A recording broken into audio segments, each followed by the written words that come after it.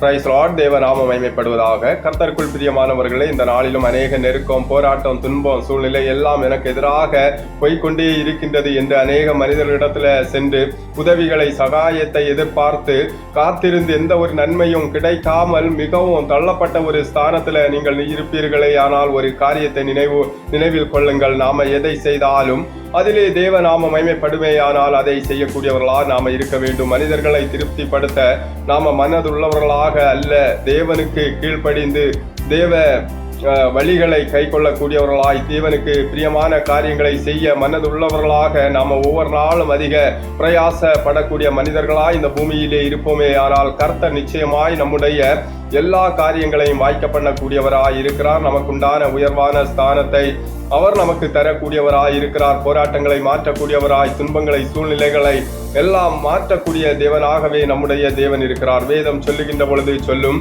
சங்கீதம் 37 அதிகாரம் அதனுடைய 5 வசனத்திலே நாம் வாசிக்கின்ற பொழுது அங்கே, உன் வழியை கர்த்தருக்கு ஒப்புவித்து அவர் மேல் நம்பிக்கை ஆயிரு, அவரே காரியத்தை வாய்க்க பண்ணுவார் என்று வேதம் சொல்லக்கூடியதை நாம பார்க்கிறோம். பிரியமானவர்களை, நாம் செய்யக்கூடிய எல்லா காரியத்திலும் அதிலே நாம தேவனுக்கு ஒப்புவிக்க கூடியவர்களாக, தேவ பயம் உள்ளவர்களாக காணப்பட வேண்டும். எதை செய்தாலும் அதிலே தேவ நாமம் மகிமைப்படுமேயானால் அதை நாம செய்யக்கூடியவர்களாக இந்த நாளிலே நாம காணப்படுவோமே. ஆனால் கர்த்தர் நிச்சயமாக நம்முடைய வாழ்க்கையிலே எல்லா காரியத்தையும் அவர் வாய்க்க பண்ணுவார் என்று வேதம் தெளிவாய் சொல்லக்கூடியதை நாம பார்க்கிறோம். பிரியமானவர்களே, மனிதர்களுக்கு பிரியமானவர்களாக நடக்கணும். நம்முடைய மேலே இருக்கக்கூடியவர்களுக்கு, மேல் அதிகாரிகளுக்கு பிரியமான வழிகளில் நாம நடக்கணும். அவர்களுடைய மனதை நாம என்ன செய்யணும்? மகிழ்ச்சி படுத்தணும், சந்தோஷப்படுத்தணும். அவர்களை உயர்த்தக்கூடிய வார்த்தைகளால நாம ஒவ்வொரு நாளும் பேசணும். அவர்கள் என்ன தீமையை செய்தாலும்,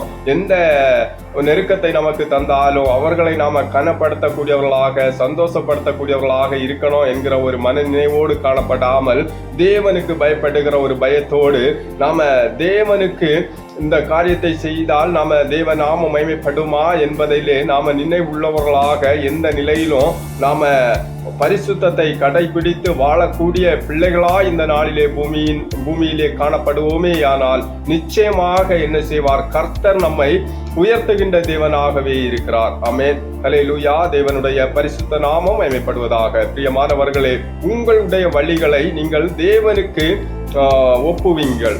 ஹல்லேலூயா. எல்லாவற்றையும் நாம எதை செய்தாலும் அதை நிர்வாணமாய், வெளியரங்கமாய் பார்க்கின்ற தேவன் ஒருவர் இருக்கிறார்.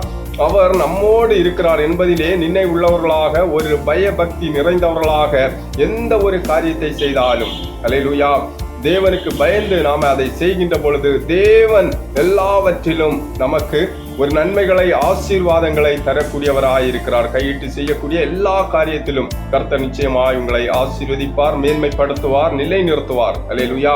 இந்த நாளிலும் இந்த தேவ வார்த்தையிலே நீங்கள் நினைவுள்ளவர்களாய் காணப்படுங்கள். கர்த்தர் நிச்சயமாய் உங்களை ஆசீர்வதிப்பார், உயர்த்துவார், பலப்படுத்துவார். அல்லேலூயா.